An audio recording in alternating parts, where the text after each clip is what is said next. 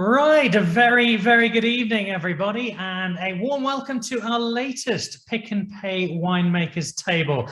I'm Dan Nicol, host of Dan Really Likes Wine, my wine show, which I produce in partnership with Pick and Pay, and which gives me a really, really difficult job. And I hope I'll get some sympathy from you all this evening, because it means day in, day out, I have to try South African wine, sample it, taste it, drink it all. It's a really tough job, and it's one I have to try and get through on a daily basis. It's one that primes me rather nicely for being with all of you this evening, and with all of you right across South Africa, because we've got guests from everywhere. I can see some familiar faces have joined us, some people here for the first time. So whether it is your very first Winemakers Table, or you are a bit of an old hand, a warm welcome to what has become a bit of a fixture on my monthly calendar, and very happily so, because it is the chance to not just celebrate some terrific South African wine to be found on the shelves of Pick and Pay, but also the chance to celebrate some outstanding South African winemakers. And from my travels around the world, the different parts of the wine world I've been to, there really is no country in the world where you get both the quality and the value of wine that we do in South Africa. And all you need to do is have a quick Google on wine prices internationally, and you'll come back very happily to what you get on your shelves at Pick and Pay. And amongst those shelves, you will find wine from three particular estates. One of them is de Grendel, a second is La Motte, and a third is Saronsberg. And those are the three estates that we are celebrating today. And I'm going to tell you just a touch more about them in a second. Before I do that, a little bit of housekeeping. You'll notice that we have muted you all. Now, it's not because we don't love the fact that frequently after your third glass of wine, you start singing and give us a wonderful backing track to our evening. It's just with so many people, it does get a little chaotic. And so this just allows us to focus on our chef and winemakers. However, we do have the cameras on. We'd love you to keep those cameras on, because it just gives us a sense of community for the evening. We can see how you're doing, and we can also see as you're making the food, or whether or not we need to dispatch a fire engine to your kitchen just in case. So if you're happy to be part of the party visually, then please do keep those cameras on, and we'd love to include you. We'd also love to see you on social media, and there is a very simple hashtag, which is PNP Wine Club. And whatever social media platform you are on, whether it's Instagram or Facebook or Twitter, or I think we had some of our guests from Pietermaritzburg last time around who were on a fax machine. Wherever you happen to be, please do send us through some messages, some photos, video clips if you want to. Tell us how you're enjoying the food and the wine. Tag Pick and Pay Wine Club, hashtag PNP Wine Club, and 5 of you at the end of the session will be winning a 200 Rand voucher for Smart Shopper points added to your account. So an added incentive to get online and tell us how you feel the evening is going. And I suspect, without being too presumptuous, that it's going to go rather well, because not only in Jonathan do we have one of South Africa's finest chefs, and he'll be guiding you through our pairings for this evening. Pairings which will make you look like a devastatingly good chef next time you've got people around for dinner and you whip something up effortlessly that's come from Jonathan's guidance this evening. We'll also be introducing you to 3 very special winemakers. The first of those is a guy called Morgan Steyn, who I know well, from de Grendel out in Durbanville. And what I love about de Grendel is it is a great illustration of wine estates doing more than people might expect. For most people, Durbanville is all about Sauvignon Blanc, and it certainly is a great area for world-class Sauvignon Blanc, but de Grendel is about far more than just Sauvignon Blanc. I love some of their Pinot Noir in particular, but I'll let Morgan elaborate and take you through some wine this evening. It's a very diverse offering that de Grendel has. We'll also be visiting La Motte, and I remember, and please don't tell my mum if you're watching this, mum, I'm making it up, it's not really true. I remember spending half of my university book fund in my first semester at UCT on a case of Millennium from La Motte, that red blend that's become such a household favorite. And Edmund Terblanche will be joining us this evening from La Motte, one of Franschhoek in South Africa's great wine estates. And then heading up to Tulbagh. It's a little off the beaten track, but gee, is it worth getting to if you feel like a wine safari. And Mandy Dewing from Saronsberg will be taking us through our third and final wine. All of those paired with food with Jonathan. So you're in for a real treat over the next hour. Again, please do jump on social media if you are so persuaded. Tag hashtag PNP Wine Club and we'll send some prizes the way of 5 of you. But more importantly, enjoy this evening, enjoy the wine, enjoy the company of 3 great winemakers from La Motte, from Saronsberg and from the Grendel. And thank you on behalf of Pick n Pay, of Pick n Pay's Wine Club and Pick n Pay Online, as well as the estate, for being part of this evening. So I'm going to hand you over to Jonathan. Keep those cameras going. Enjoy the night, enjoy the wine, enjoy the camaraderie, and thank you for being part of the Wine Club and supporting South African wine. Enjoy, have fun. I'll see you later. Goodbye.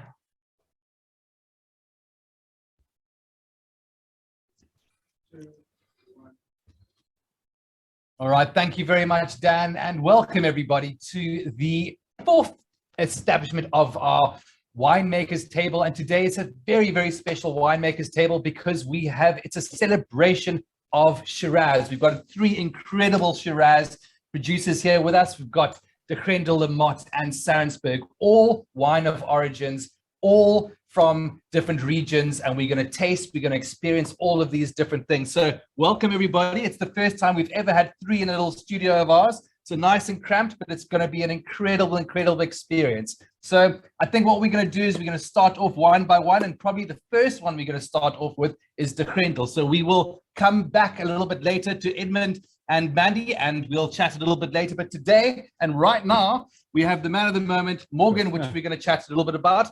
A little bit more about the Grendel. Yeah, thank you, Jonathan, for having me, and thank you for the people for letting us into your homes tonight. So I'm from the Grendel Wines. It's situated in Durbanville. It's situated on the Tygerberg Mountains in the northeastern side. And guys, if you come and visit us, you have this lovely 180-degree view of the Atlantic Ocean. I must get that in somewhere. And yeah, so the farm is 302 years old. It's registered in 1720, and but it's not been making wine since then. We've been making wine since 2004, and what makes today or tonight a special evening is that we have one of the brands, or one of the SKUs that we've started with. We started with Sauvignon Blanc, Merlot, and Shiraz, and today I'll be showing you guys the 2019, the Grendel Shiraz. We're 800-hectare farm, of which 72 is planted in with vineyards, and like I said, all facing the Atlantic Ocean. We get that lovely cool breeze 4 o'clock in the evening. Yeah, so we make anything from whites to reds, and like Dan said, we're quite diverse in our band. Fantastic. We really can't start waiting to actually tuck into that Shiraz. But what we're going to do this evening is that we've all been delivered boxes. Thank you very much to Pick n Pay Online for delivering them to your house in a beautiful cooler bag that is recycled out of old plastic bags, and it is reusable, so please do use it again. And within that bag, you've obviously received your 3 wines, and you've also received 3 little boxes of canapes. So I am going to teach you how to create these beautiful little canapes that are going to pair beautifully with these 3 different Shirazes. Very interesting. Let's taste the differences. Let's note the differences, but we are also going to learn how to cook 3 incredible canapes with all of the ingredients that are available in Pick n Pay. And as Dan said, please do keep your cameras on. We'd love to see what you guys are doing on at home. Also, if you do want to ask any questions for myself, Morgan, or any other of the winemakers, please do drop us a little comments in the chat box. Ask us questions. We're very open to answering your questions. So whatever you want to, we'll do that. So, all right, we're going to get going. You know, when we're starting off in the kitchen, I just want to make sure that everybody's got all of their equipment ready. We're going to be toasting a little bit of bruschetta. So if you've got a toaster, that'll work perfectly. If you don't have a toaster, you can use a pan and your hob. So get those things ready. And then right at the end, we're going to warm up a beautiful little chocolate fondant in the microwave. So if you don't have a microwave, also just put your oven on at the moment just to keep that warm. And at the end, we're going to have a beautiful chocolate fondant. But let's start going, I think, with the first Shiraz. It's very interesting. we've got the Grendel Shiraz. So should we open it up and see what we're looking at? Yeah, let's taste some Shiraz, and I'll take you through the Shiraz while I'm pouring it. And I'm actually glad that I'm in the beginning of the evening, or the first guy to speak. They say as much as possible in the beginning of the evening, and you guys will later on see why you're enjoying the Shiraz while I say that. So this Shiraz, I don't know if you notice it, on the back of the bottle, it says coastal region. And that's quite interesting. The first thing I always learn people about wine is turn the bottle around, look at the back and see where the grapes are from. So this is coastal region, meaning that we get grapes from Paul and Stellenbosch. And why do different regions, different climates, different terroirs, as the French will call it, is that from our Paul region, and that you will pick up in the wine now, is that we get this black currant flavor in the wine. And with our Stellenbosch, let's say, batch, we get that fynbos and that spiciness that everyone is looking for in the Shiraz. So like you guys will see, I always pour a glass 1/3 full. That's why, to give it some space, some air, and to open up the wine and to give you that nice fruit-driven flavor. We try not to fill the glass right to the top. You go to a restaurant and sometimes they fill it up there, and you're like, stop. So to take the guys through this wine, you get, if you pick it, if you nose it, you'll get that nice little spicy hints with this black currant flavor. And is that typical of a Shiraz? Generally quite a spicy kind of note? The spiciness is like I said, is true to the variety, but you also have this fruit driven, and 2019 is actually for me a nice year. It's that stage I started working at the Grendel. So I've been there for 4 years, and I remember this year as a very cool year during ripening. And what that means is that you get this nice color and also this development of flavors. And I always talk about 2019 as more of a fruit driven year, but never forget that spiciness. You definitely do get quite a lot of fruit on the nose. Yes. And you will see, like, if you pair it with some fruits, you can pair it some with earthy fruits or with spicy fruit to bring out more that spice in the dishes. And you also get that fruit. Okay, well, that's fantastic. Well, I think that we're on the right track with our canapé, because as you'll see, the number one canapé which we are doing today is we're doing a little beetroot taco. So a little bit of a play on a normal taco, but we've used a thin layer of beetroot. So inside your box, you'll see these little beetroot, the red beetroot slivers. Take that out, open up your packet, and pour some of that liquid out. That liquid is actually a pickling liquid. So that's used to preserve the beetroot. And it also gives it quite a nice sort of sweet and a little bit of an earthy flavor to it as well. And then inside, we've got some cured chorizo. Well, this is a chorizo where it's got a nice sort of spice to it as well. Quite a lot of the flavors come from the paprika, a little bit of garlic as well. We've got also a little bit of Szechuan whipped feta cheese. So this might sound like it's a bit of a mouthful, but actually all it is you have some soft feta cheese, and you use a little bit of a Szechuan pepper. And that's quite interesting because that Szechuan pepper has a very, very unique peppery note to it. And that's why we thought that maybe it would go quite well. And we tested it and we trialed it. And I think that it really does. And then to end it off, we've got a nice sweetness of some spiced onion marmalade. And we've got a little bit of nut crumble to give it a little bit of crunch as well. So what I want you guys to do is, as I said, you've taken your beetroot out. What I want you to do is I just want you to lay that on the board. And we've given you some beautiful little Pick n Pay branded little boards. And you can use that just to lay that down. If you're on your board, maybe I'm going to do mine on my board first. Lay it down flat like that. And we're going to then just nip the end off that little piping bag. So while you guys are all catching up and doing that, I mean, I think that when we're looking at this color also, it is very, very ruby, isn't it? So it's a dark color, and what we actually try to do with this wine is not, we put it in wood and we try not to overwood it. So 30% of it goes into French barrels and a bit of American oak.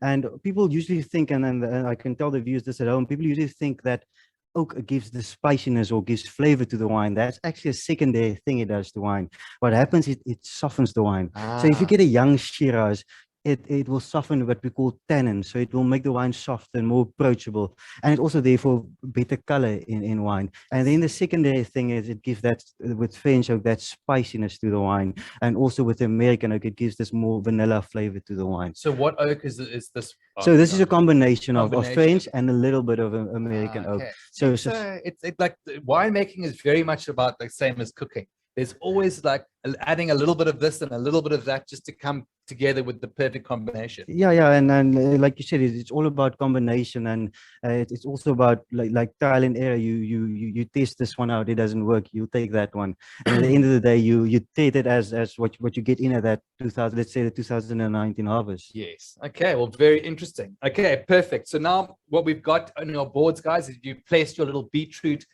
base down. And we're going to take our chorizo. And as I said, the chorizo, it's got a really nice sort of a little bit of a spice to it from the paprika. And you can cut it any way you'd like to. But what I'm going to do is I'm going to cut mine into, let's just say, little matchsticks almost. So tiny little slivers. And I'm going to just give it a little bit of a slice there. Try not get it too chunky because we are going to close up our tacos. So just some small little slivers. And I'm going to place that to the side over there. Give that to Morgan just to have a little snackaroo with the wine, eh? With the wine, if you'd like. And then what we're going to do is we're going to take our Szechuan whipped feta cheese, and I'm just going to place it down the middle. If you want to get that camera in, I'm just going to place a nice little dollop right down the middle, and that's going to become the base and what everything's going to stick to in our little beetroot taco. All right. So if you're all following along nicely, I'm just slicing up my chorizo. As I said, it doesn't have to be exact. What I'm going to do is I'm just going to place a few little pieces of that chorizo right in the middle on top of that whipped feta. And that whipped feta is just going to hold it nicely in place. So just right in the middle, you are going to close it up like a little taco. So give yourself a little bit of space there. And if we are going to move along, if you guys are caught up a little bit, the next thing we're going to put on is going to be our onion marmalade, and that's a nice spiced onion marmalade. So we've actually cooked this down with a little bit of red wine, a small amount of sugar, and a little bit of pepper as well, just to give it a peppery note. So once you're there, the next two steps are going to be the onion marmalade and a little bit of our nut crumble. So I think it's almost time just to have a little bit of a taste of this, just to see what kind of notes we're getting. So is there any specific way that we need to drink this? Yeah, no. Roll it around in your mouth a little bit? Yeah, first you swill it, and I always tell people and the viewers at home that wine needs to get air. One lady asked me the other day, why do I pick up the wine every time and smell it every time? She said, didn't I smell the first time correctly? I said to her, no, because wine develops in your glass. And as you guys know, it's like aromas. When it gets air, it comes out of the wine. And it also with warmth. When it warms up the glass a bit, you get more aromas. Like when you go back to the glass, you'll first get maybe black currant or the fruit flavors, and later you could go back again and you get the spiciness of the wine. Each time you get something new, different. And that's always a sign of a diverse or a well-balanced wine. Amazing. Yeah, that's very, very true. All right, guys. So now the next thing, as I said, you're going to be putting your little bit of onion marmalade right on top, and that just gives it a nice little spice. And it gives it a little bit of sweetness as well. I'm going to top it with that. And then the last little bit, which I'm going to do, is a little bit of a nut crumble. And the reason why we're adding this nut crumble, not only for taste, but it's also for texture. Because we, as chefs, love to give different textures when you're creating food. Yeah. It's very important that when you are layering flavors, you're also layering textures. Because if you have something that's completely flat and very, very smooth, it doesn't have that kind of that difference, and it doesn't really, it's not really exciting. So that's the reason why we've added a little bit of that. And then you'll see inside your box, we've given you these beautiful tiny little pegs, and this is what we're going to use to enclose our little taco. So if the camera wants to come in a little bit, as you can see, what I'm going to do is I'm just going to squash this together like a beautiful little taco. And I'm going to place my peg right in the middle. And that's quite a fun little thing to do. And pop that onto the board. There we go. Can you see that? I'm just going to move that around there so you can see the end product. You can see that tiny little taco. And it's quite cute, isn't it? You can do this with a lot of different things. You can fill it with anything you want, but the reason why we've gone with it really is that I think that the beetroot brings out that earthiness, a little bit of the Shiraz. It's got a beautiful spiciness of the Szechuan pepper, whipped feta, and the crunch a little bit from the nuts, a little bit of a sweetness. So nice sort of contrasts and good flavors. So it's almost time that we do our pairing, which is basically what we're going to do just to get all of those flavors in. So first things first, nice good sip. Let it roll around the mouth. Smell it again because it is changing. And now I'm going to hand over this little beetroot taco to Morgan. Don't eat the pig. Oh, no. And everybody put that in your mouth. Let the wine kind of coat it as well. Taste what you're tasting. A little bit of the Szechuan pepper, which is that spiciness, the earthiness of the beetroot will come out. What do you think about that? Yeah, this is quite a good pairing, and it goes nice with the wine. Like you said, it brings out the earthiness of the beetroot. And while you were explaining everything and all the components, I was thinking back to wine. We also have all these components. Like I said, we have grapes from Stellenbosch that does a certain thing, and from Paul that does another thing. And all of these together with wood aging and also the techniques we use in the cellar to extract color and flavor out of these grapes. It's actually the same as cooking food. Exactly. You need all these components to make a well-balanced dish or wine. Completely. Yeah. Amazing. Well, I could spend the whole evening drinking this incredible de Grendel Shiraz and talking to you about wine. But unfortunately, we do need to move on and we do need to taste some other wines. Fortunately for you, unfortunately for us, we need to move along.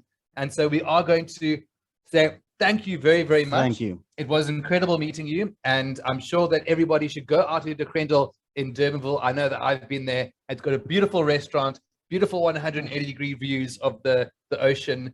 And yeah, it's only 20 minutes outside Cape Town. Yeah, it's lovely. You guys must come visit us, and thank you for having me, and thank you for having us inside your homes, even if it's virtually. I hope to see you guys soon, and I'm probably going to take this with.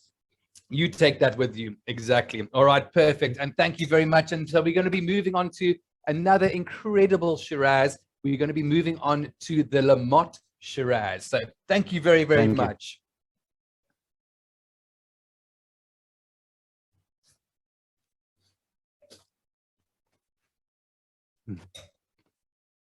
Okay, cool. Thank you very, very much, Morgan. That was an amazing pairing. We had a great chat to Morgan. But now we have Edmund, and Edmund is from La Motte. Also incredible Shiraz, beautiful wine farm out in Franschhoek. Is that correct? Correct, Jonathan, and thanks for having us. Or should we say good day, Pick and Pay? Good day, Pick and Pay. Exactly. Yes, we're close to Franschhoek. We've been there for more than 300 years. 300 years? Yes, La Motte. The name exists since 1703. Wow. The farm first granted in 1695. So we're one of these older farms. Yeah. 17 owners later, the current owners bought it in 1970. So La Motte the modern La Motte is just about 3 years younger than Pick and Pay. And then the owner today is Hanlie Rupert Kuchlenberg, her husband is CEO Hein Kuchlenberg, and her dad bought the farm in 1970 and renovated the farm. Beautiful old architecture there on the farm to see, incorporated into the whole experience for people that come and visit us. Yes. Old buildings that dates back to 1750. The first vineyards was planted in the 1750s, and the first wine was made in those days. And we just continued with that terroir. Today we source grapes from different areas, but the wine we're having tonight, Shiraz, is only from that particular farm, so we can zoom in on that terroir. La Motte. So all of the grapes are actually grown on the farm. That's correct for this wine. So I mean that's hyper local, isn't it? I mean, it's not often that you actually have all of the grapes from one specific farm, is it? No, these days we, as Morgan mentioned, we like to incorporate building blocks, and we do that with other wine as well. But we've been working with Shiraz since the mid 80s. My mentor, the first winemaker from La Motte that I worked with, I'm only the second one there. Okay. He liked Shiraz, and we decided to focus on Shiraz. Today, our main focus in our premium section is Shiraz. So we make more than one. Yeah. Tonight, we're talking about Franschhoek Shiraz, is coming from only that farm. Amazing. All right. Can't wait to taste that as well. I'm sure you too. So it's time that you open up that bottle of La Motte. If you do want to pour it into your glass and get a little bit of air through that, that's absolutely fine. You can certainly do that. And it's an interesting cork, isn't it? What kind of cork is that? Yes, it takes a little bit longer than the Grendel. Yes, we are. It looks like the traditional cork, the natural cork. We used to work with that, of course. And nothing against natural cork, but this is an interesting, relatively new concept. We call it BioSelect Green. It's an old Norma cork concept. Yeah. I don't think people realize when they open it, because it looks exactly like cork. Yes, but this is made from sugarcane. Interesting. And it makes it very consistent. You can order it on permeabilities and different, and determine, or is your wine going to be drinked in 5 years or 20 years time. Then you make your selection according to that. And so far, after 8 years, the consistency, everything is good. It's a good closure. And it's got a negative carbon footprint, and it's biodegradable. So it's a good cork for the future. Good cork. And you don't have to worry about cork taint.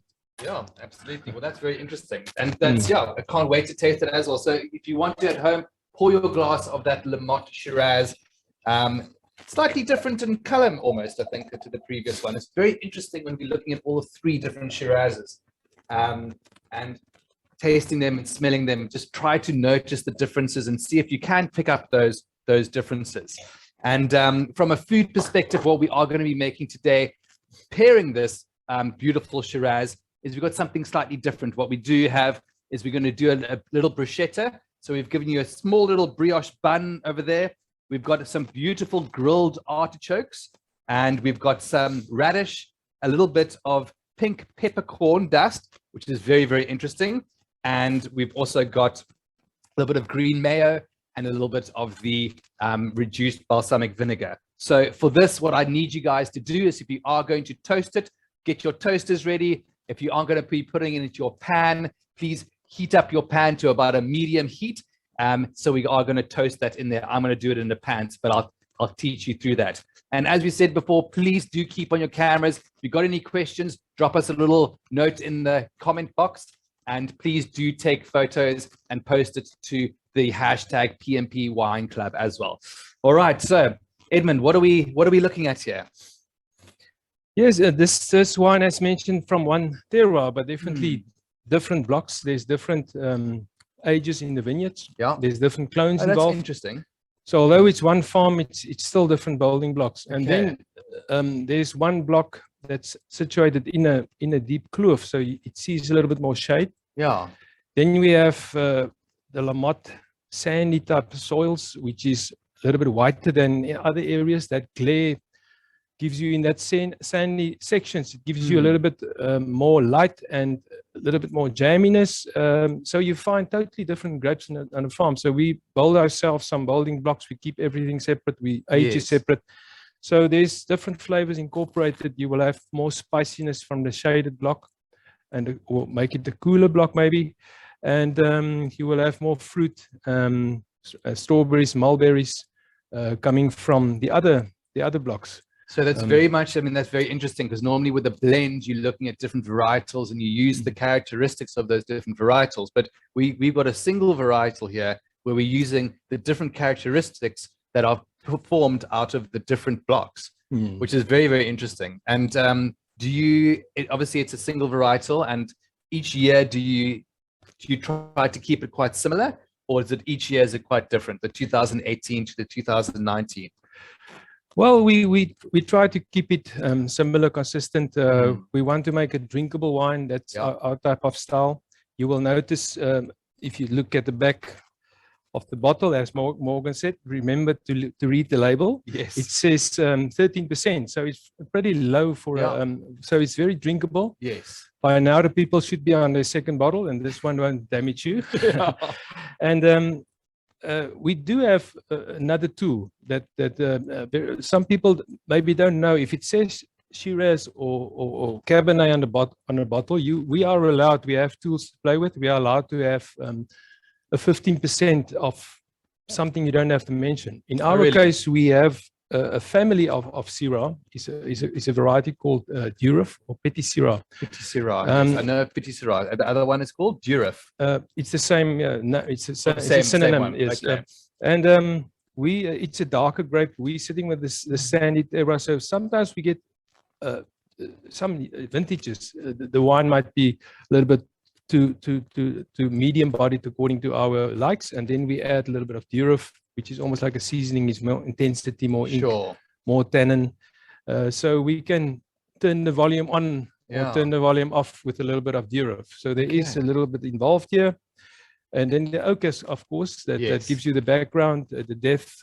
This wine is 2018. It's now, apart from the mulberry and that you smell, you get a little bit of clove spice, peppery spice, and then some depth, which is almost becoming slightly leathery. And so that's the oak sweetness comes through, and it changes in the glass, and also that younger tannins of the wine that was right.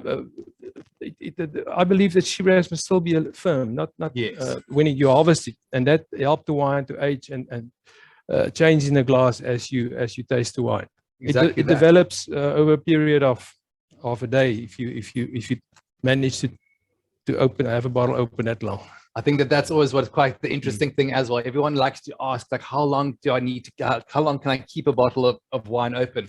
And obviously the quick answer is that why do you want to keep it open? You want to drink it. But it is interesting to note that even if you do leave it for a little bit longer, it actually develops and it changes. It certainly doesn't get bad. It just, even after a day or two, it actually starts developing different flavors. So it's quite interesting. If you do have a bottle, taste it on day one, taste it on day two, it's going to change, it's going to develop, and it's going to probably maybe even smoothen out a little bit. Correct. And Shiraz have the tendency to maybe be a little bit reductive sometimes, and then you decant it and leave it for quite a while, and then you will see the wine will change, open up. Amazing. All right, good. So guys, as we said before, it's time to get into the kitchen and get your little canapes going. We've got our beautiful little brioche bun over here. And what we're going to do is we're going to make a bruschetta. So very, very simple. I'm going to put mine into a pan and put my pan onto that. And I'm going to heat it up to, I would say, a medium heat. And we're just going to toast our bruschetta just to give it a little bit of the nuttiness, give it a little bit of a toasted flavor. So I'm going to take my little bun over here. Everyone's got this little bun. I'm just going to cut the center part out of it just to make a little bit of a bruschetta. So cutting the center part out, as you've seen, you can cut as many as you want to. You do have quite a lot there as well inside your boxes. And I'm just going to toast it. I'm going to use a little bit of olive oil. And quite interesting enough, I've actually got a Fynbos flavored olive oil as part of the Pick and Pay crafted collection. Beautiful, beautiful product. It's Fynbos flavored olive oil. And I'm just going to use that in the pan. You don't have to use olive oil. You can use a little bit of butter. You can use a little bit of, we're not going to say margarine because that's not really what we want to do, but any sort of other sort of non-flavored oil as well. But I really do like this. And I'm going to pop that into the pan. There we go. Drink some wine. Drink some wine. There we go. And I'm going to give this a nice little toast. Okay, so we've got our, there we go. We've got our artichokes. And we've got our radish as well. And the fun part about radish is that's got a really nice peppery flavor. It's probably going to go quite well, wouldn't it? I suspect so. There we go. Okay, so everybody has got their, if you are using a toaster, there we go. And I'm just toasting it off. Very interesting questions that's come in as well. Syrah and Shiraz, is it the same? We were talking about this a little bit earlier. Is a Syrah a Shiraz, or is a Shiraz a Syrah? And what is the difference? That's we can have a long answer. Long answer. Yes, but or short answer. Seems like people want to have a difference between the two, but in fact, it's a synonym. People in Europe and in the United States call it Syrah, and we and Australia traditionally used to call it Shiraz, but you find both names everywhere. Some people want to connect a style to the term Shiraz, being maybe more classic, and that means more European. That means maybe like this, lower in alcohol. It means lesser oak, less upfront fruit, more savory. That's all characteristics of maybe a classic Shiraz, where Sure. a new world Shiraz is very often referred to as Shiraz. And that is what you would find, for instance, in Australian Shiraz is more richness, more upfront fruit, more new oak, and maybe a higher alcohol. And Sure. but the fact is that there's no difference between the Shiraz and Shiraz. So It's the same. I've got a theory of my own. Don't quote me. It's my the guy that brought the first material to South Africa. He was a guy named James Busby. He was a Scotsman. He was a viticulturist. How a Scotsman became a viticulturist, I don't know. So he probably also drank whiskey. And when he landed here, he was recognized as the guy that took the material to Australia. Sure. But we wasn't sure if he offloaded in South Africa. But if he did, maybe he sold it as it was supposed to be Shiraz because Yes. he had some whiskey. He mentioned Shiraz, so he couldn't pronounce Shiraz. So All right.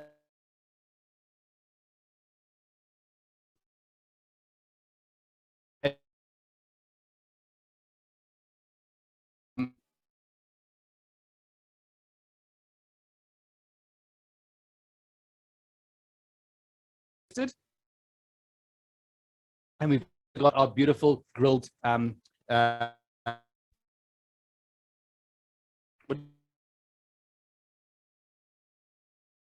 this up.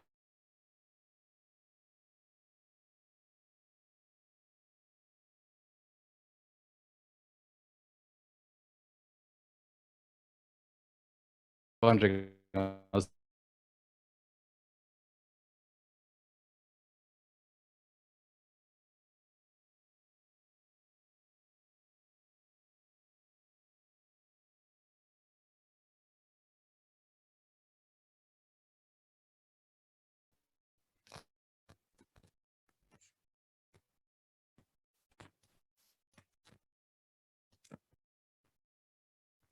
Okay, we are back. Sorry about that little bit of a technical issue. It's not load shedding here, thank goodness. And hopefully you guys are all safe at home there. You can see me perfectly.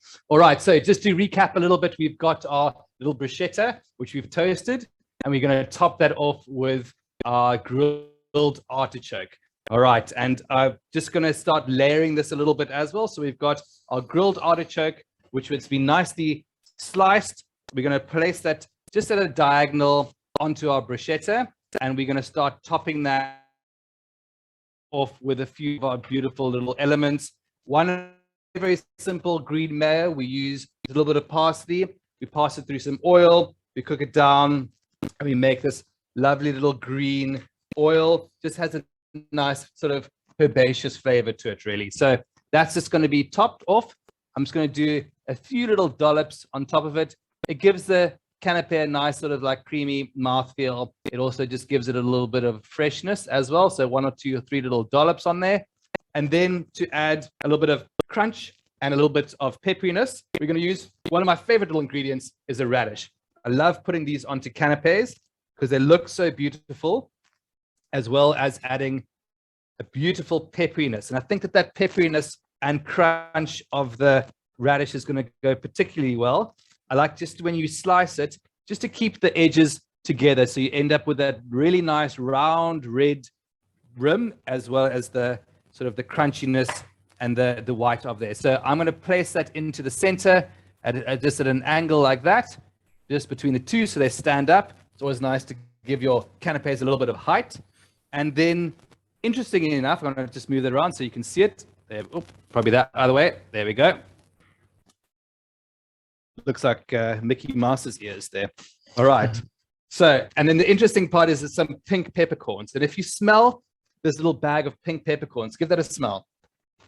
It's got quite a different sort of notes and different fragrances than a normal black pepper. Mm. Quite floral and almost fragrant, Yes, isn't it? almost want to say perfume or Perfume, rose exactly. petal, and then you find the pepper coming through. Yes. Exactly, which Mm. is quite similar actually when you start to you give this a good nose as well. It's also got quite a florally kind of rose petal kind of Yes. nose, eh? Shiraz, by now we know perfume is a characteristic, the fruit we mentioned. Yes. And then, of course, spice, particularly pepper. And Yeah. we talked about it earlier, but there's a specific molecule that was identified by the Australians. They call it rotundone, which if you have a drop of this molecule and you put it in an Olympic-sized swimming pool, you would smell pepper. Really? The average human being. And also they found that 20% of people are not so sensitive to it. So maybe 20% of you can't smell pepper in a Shiraz. But if you smell pepper in a wine, you most probably have Shiraz with you.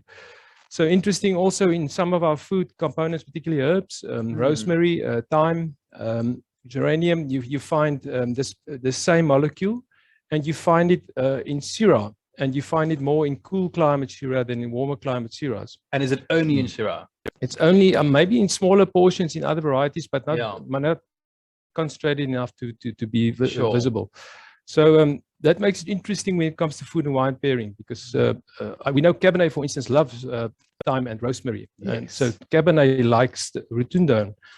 But the overlapping of spiciness I've seen before in food like pepper and cloves do overlap with Shiraz, and you have it now, the pepper in your hand, and that should overlap then with the pepperiness of the Shiraz. Interesting topic also is the artichoke. It's supposedly a difficult one for food and wine pairing. There's a substance in artichoke that makes it a little bit bitter with wine. Sure. And there's something that covers your senses, and when the wine washes it away, it overreacts and makes your wine taste sweeter. Interesting. So some people say bitterness, but that makes it more interesting. I notice on your notes you say grilled. Yes. And grilled makes even vegetables go well with Shiraz, because that blackening or browning, barbecuing or anything, the Caramelization, smokiness, almost, yes, smokiness, yes. that hooks onto Shiraz. So the grill effect on vegetables should make, if you're a vegetarian, for instance, you don't want to have meat, because Shiraz is game, venison, meat, wine. But if you grill your vegetables, it should go also well with Shiraz. And then together with that pepperiness that you're going to add on, should make something interesting. All right, good. So guys, I hope that you've caught up as well, and you've got your grilled artichokes, a little bit of that the green mayo, and some of the radish. And now what we're going to do is we're just going to top it with a little bit of this pink peppercorn dust, something which I think is really going to make this pop. And then we're going to finally, last little bit, we've got a little bit of balsamic reduction.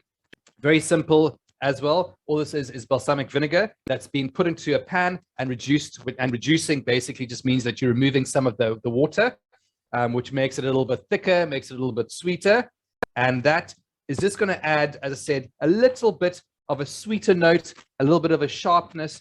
And I'm not going to put a huge amount on. I'm just going to do a few little dollops around there, maybe just a little drizzle over it, and that's just going to add a tiny little bit of sweetness. And so that's going to basically finish it off beautifully. Please do take photos. There is a chance of winning some smart shopper points, 200 rands worth of smart shopper points. So please do take photos of your dishes and use the hashtag PNP Wine Club. We'd love to see what you guys are doing. I'm sure you're doing an incredibly good job at home. And now it's time for the pairing. So now it's time for you to eat your beautiful canapé and drink this incredible Shiraz. And I'm going to hand this over to Edmund to do the honors and to tell me what he thinks about this little creation that you guys have made. So have a good sip of the Shiraz. Let it coat your mouth. Take a bite of the canapé. See how that works. See how those notes really going to work together. The pepperiness of the Szechuan, of the pink peppercorns, the crunch also, which is really nice, of the freshness of the radish, and see how that works quite nicely together. I think it's going to work. Hopefully holding thumbs that Edmund thinks it's going to work as well. Seeing what you think about it. Yes. it forms a nice unity, the bite at first, and then with the wine, I think there's quite a nice balance between the wine and the food. Interesting thing about the characteristics of our South African cuisine. Yes, and then that garnish that we often use to put up at the end and something sweet, and that is also a friend of Shiraz. Not all red wines can take that, but Shiraz, especially riper Shiraz, can stand that little bit of sweetness, which is characteristics of our South African cuisine. So yes, and this works very well. I think it's a good option, and it goes very well with this creamy texture of the wine. Maybe the mayo have an influence there and so on. That could be it. Yeah. Incredible. I hope that you guys enjoyed that as well. It is a bit of a celebration of Shiraz. So as I said, just try and also just have a look at the differences between them all. I wish, as I said, that we had all the time in the world to spend as much time with all these incredible winemakers. And Edmund, it has been an absolute pleasure. Hopefully you can come back and do a full 3-bottle tasting and winemakers table with us so we can spend some more time with you. But thank you. It's been an incredible experience. And I think everyone should go head down to La Motte and try some of your different wines as well. They're welcome. We're tourist friendly. We're busy with the revamps, so be a little bit patient. But if you come back, you can spend all the day there. Amazing. Well, thank you very much. That's incredible. Thank you so much. And we're going to be chasing off final wine of the evening, which is a Saronsberg, all the way from Tulbagh.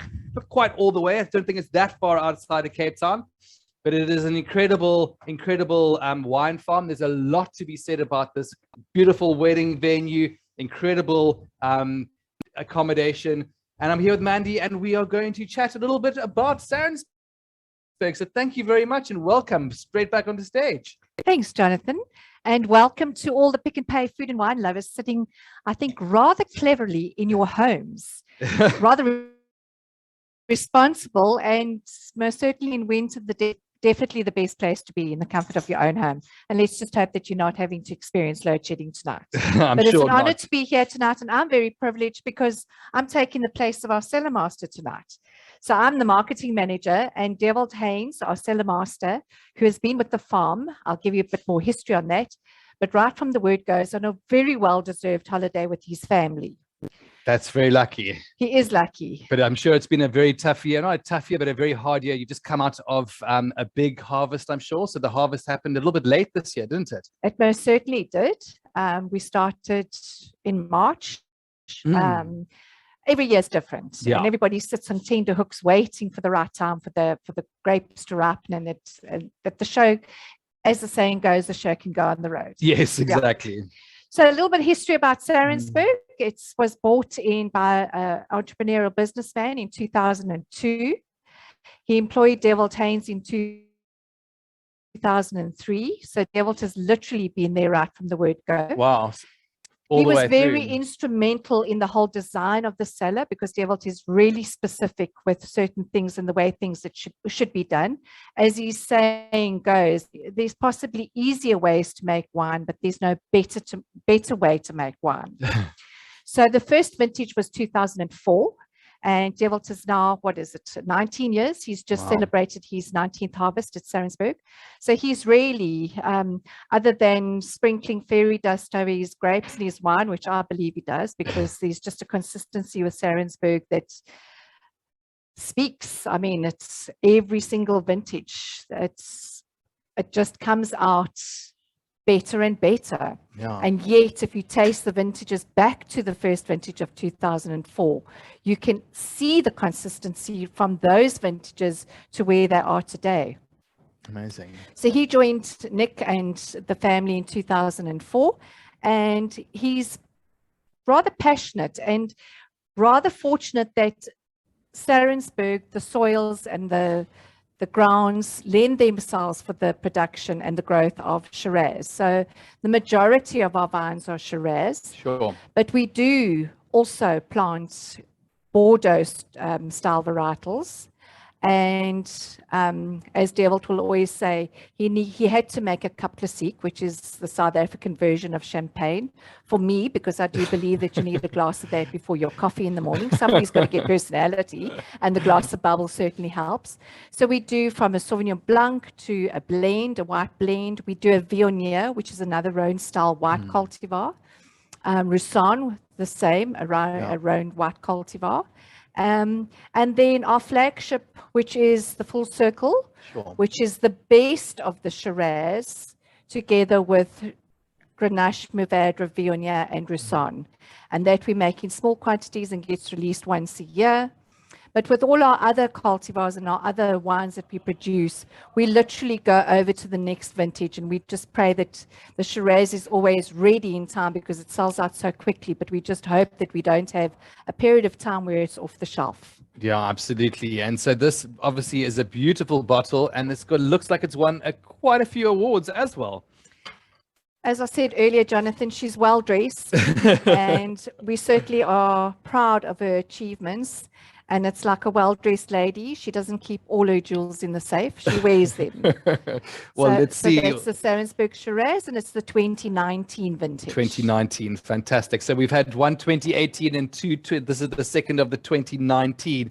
So fantastic. What we're going to do also tonight is that we're going to end off with something a little bit sweeter, and something which is maybe something a little bit different from the normal Shiraz pairing. But what we decided to do is something nice and warm. It is winter. We're going to be making a little chocolate brownie fondant as well. So fondant is generally a warm chocolate dessert. And what I'll need you guys to do is, if you do have a microwave, we're going to pop this into the microwave just to heat it up, get those nice gooey kind of chocolatey melting things going on. And if you don't, you can pop it into your oven. So what I want you to do is, if you do have an oven, just pop this onto a tray into the oven, and we're going to heat it up for about 4.5 minutes or 5 minutes or so.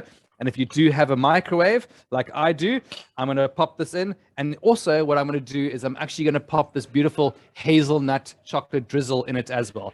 Please, not too long. I reckon probably maximum 10 seconds. So while I'm doing that over there, Mandy, you pouring us a nice glass of that Shiraz. So Jonathan, as you were just saying earlier, we've had two farms previously, one from Franschhoek and one from Durbanville. Yes. So Saronsberg is in the quaint little village of Tulbagh. Yes. And like so many South Africans do not know or aren't aware, and I sound like a history teacher now, but Tulbagh is really known other than for Saronsberg, the earthquake that devastated the little village in 1969. Shame. So if you actually have a look at a lot of the names of our wines, we've got a red Bordeaux blend called Seismic. Yeah. Seismic means movement of earth. We have a white Chenin Blanc called Earth in Motion. Just a little tongue-in-cheek to the fact that the earth did actually move. Absolutely. And I'm quite sure that many of the local Tulbagh folk, in the middle of the night after being at the local pub and drinking too much of something, feel the earth move. But the earthquake was rather devastating, but that was back in 69. It's very safe to come and visit. It's a unique little town. It really is. It really is. It's beautiful. As we were saying earlier, what makes Saronsberg really stand out is the fact that we've got the self-catering cottages. We've got 16 vineyard cottages, which are actually built amongst some of the vineyards.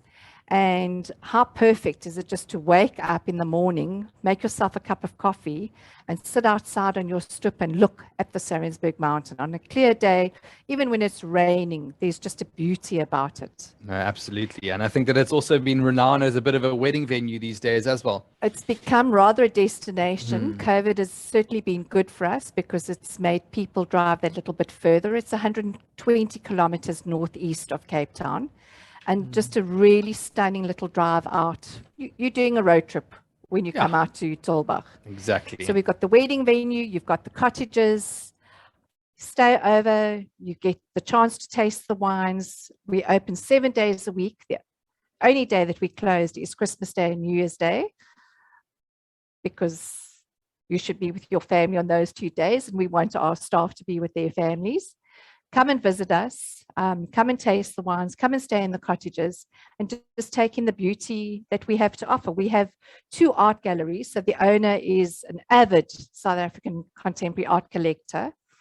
So all the art in the 2 galleries and in the gardens are all belong to the owner of Saronsberg.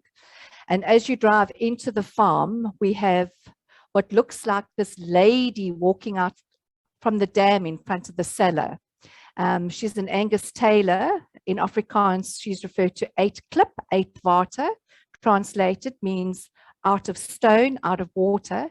And it actually looks like she's walking out of the water. She's got this train of little pebbles that she leaves behind her.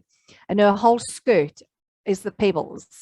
And another saying is that she's probably one of the most photographed women in the world. Princess Diana used to be the most photographed lady. But 8 klip, 8 water is certainly, everybody wants to take a photograph of her holding a bottle of wine or just standing in front of her. Bridal couples that get married, they're people that get engaged, just children playing around the statue. She's quite spectacular, like the wines are. Fantastic. And I can't wait to try this wine. And so what we're going to be pairing it with, so let's just have a look at this one. You can take it down. Beautiful glass as well. Cheers. So the really nice ruby color, some dark fruit kind of coming through. Is that right? Most definitely. It almost gives me the image, and it's going to go well with the chocolate, that when you pour it, I don't know if you noticed when I was pouring it into the glass, it looked like I was pouring this thick chocolate. Sure, exactly. It's got that thickness. There's a richness. It really is. But at the same time, there's elegance to the wine. Absolutely. So I hope everybody has warmed up their little chocolate fondant brownie a little bit, and we're going to pop that onto the board over there. And very, very simple. We got 3 ingredients here. We've made this beautiful little chocolate sauce, which we've also added a little bit of hazelnuts, which I think is going to work quite nicely with the nuttiness of this Shiraz. And I'm just going to slice the end off that, and I'm going to do a nice, generous drizzle of this hot chocolate sauce right over the top. As much as you want, I'm going to go full on and put in most of it over there. And that's a nice hazelnut chocolate sauce. And then just to add another little element of chocolate as well, we've got a little bit of our white chocolate, and that I'm going to use just to grate over a few little things. It just gives it a nice difference in color as well as a good visual appeal, and I'll add a nice different sweetness to it. And I think we're probably going to need a knife for this one, because this one is quite large, but hopefully you're going to do that similar. Please do take some photos. Please use the hashtag. As mentioned, you do have the chance of winning 200 Rand worth of Smart Shopper points. If you do get chosen as the best images as well, please do that as soon as possible, because we're coming to an end and we want to get all of your competitions in. And while we're doing that, let's take a sip and let's taste this beautiful wine. Looks decadent. Looks that decadent. Dessert looks absolutely decadent. So I can definitely see where that would work. There is a nice, beautiful richness to it as well. But I think that with this dark chocolate, I think it's not too overly sweet, which I think will probably complement the wine quite nicely. I'm going to slice it up for you.